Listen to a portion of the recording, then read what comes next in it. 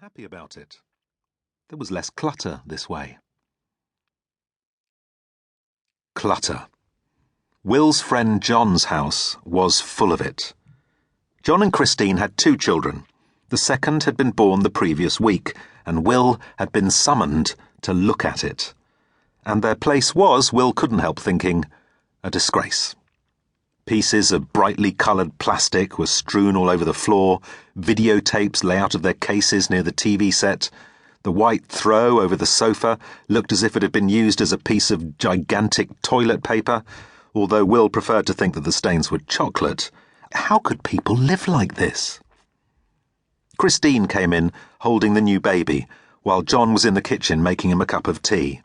"This is Imogen," she said. "Oh," said Will. "Right." What was he supposed to say next? He knew there was something, but he couldn't for the life of him remember what it was. She's... No, it had gone. He concentrated his conversational efforts on Christine. "How are you, anyway, Chris?"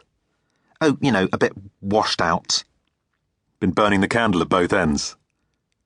"No, just had a baby." "Oh. Right."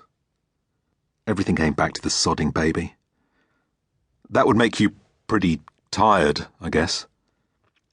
He deliberately waited a week so he wouldn't have to talk about this sort of thing, but it hadn't done him any good. They were talking about it anyway. John came in with a tray and 3 mugs of tea. "Barney's gone to his grandma's today," he said, for no reason at all that Will could see. "Ah, how is, Barney?" Barney was 2, that was how Barney was, and therefore of no interest to anyone apart from his parents. But, again, for reasons he could never fathom, some comment seemed to be required of him. "Oh, he's fine, thanks," said John.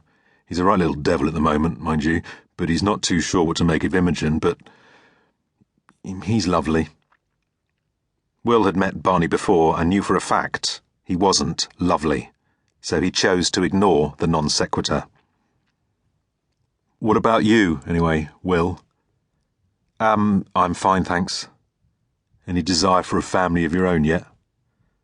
"I would rather eat one of Barney's dirty nappies," he thought. "Not yet," he said. "You are a worry to us," said Christine. I'm okay as I am, thanks." "Maybe," said Christine smugly. These 2 were beginning to make him feel physically ill. It was bad enough that they had children in the first place. Why did they wish to compound the original error by encouraging their friends to do the same?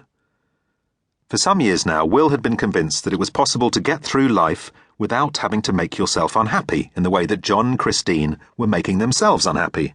And he was sure they were unhappy, even if they'd achieved some peculiar brainwashed state that prevented them from recognizing their own unhappiness. You needed money? Sure. The only reason for having children, as far as Will could see, was so they could look after you when you were old and useless and skint.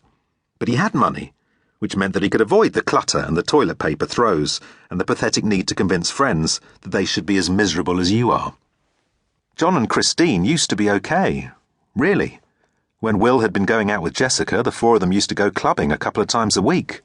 Jessica and Will split up when Jessica wanted to exchange the froth and frivolity for something more solid.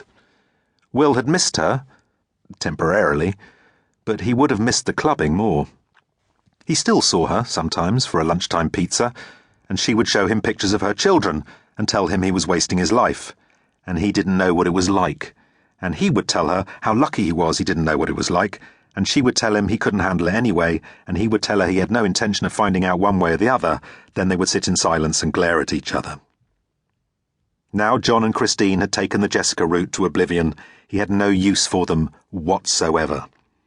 He didn't want to meet Imogen or know how Barney was, and he didn't want to hear about Christine's tiredness, and there wasn't anything else to them anymore. He wouldn't be bothering with them again. We were wondering," said John, "whether you'd like to be Imogen's godfather."